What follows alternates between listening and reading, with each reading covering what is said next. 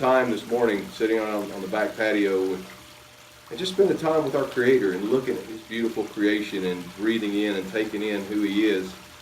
And it really occurred to me how misinformed I've been and how I've lived my life. In my mind, I used to see Yehovah as this God, like Father Time, that sat on a throne in a far-off place, like watching his crystal ball, and he was seeing if I was naughty and nice, and if he needed some help, he had an elf on a shelf to help him do that. And that's not at all. That is so far from who He is. You know, I want to share a little scripture with you, but it talks about when Moses went before him and he sent him to the children of Israel, and he said, "Who do I say sent me? What's your name?" And he said, "I am is my name." And that in the Hebrew is Yehovah.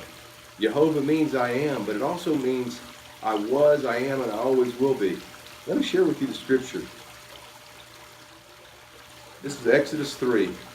And Moshe said to Elohim, "See, when I come to the children of Israel and say to them that Elohim of our fathers has sent me to you, and they say to me, 'What is his name?' What shall I say to them?" And Elohim said to Moshe, "I am that which I am."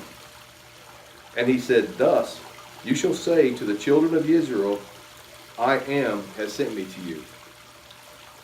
Now in English that sounds a little funny, I am. But think about it for a minute.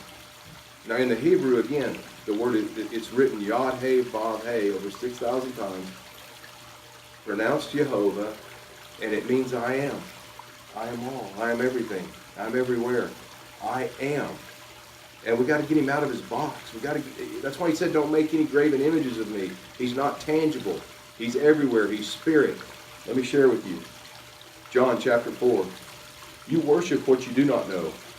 We worship what we know, because the deliverance is of the Yehudim.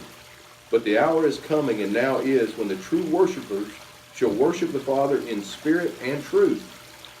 For the Father also does seek such to worship Him."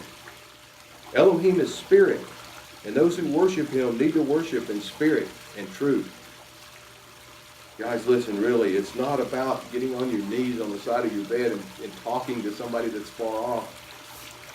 It's about getting in a quiet place. He talks about praying in your closet, not in the flowing robes to all be heard.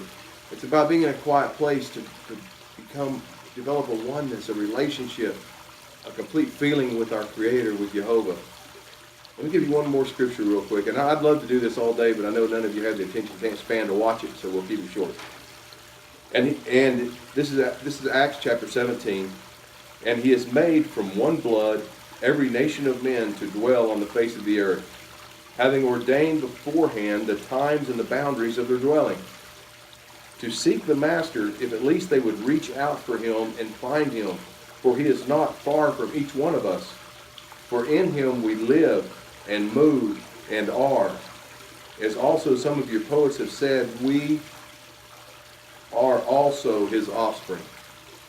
For we are also His offspring." Now think about this for 1 minute. Acts 17, verse 27.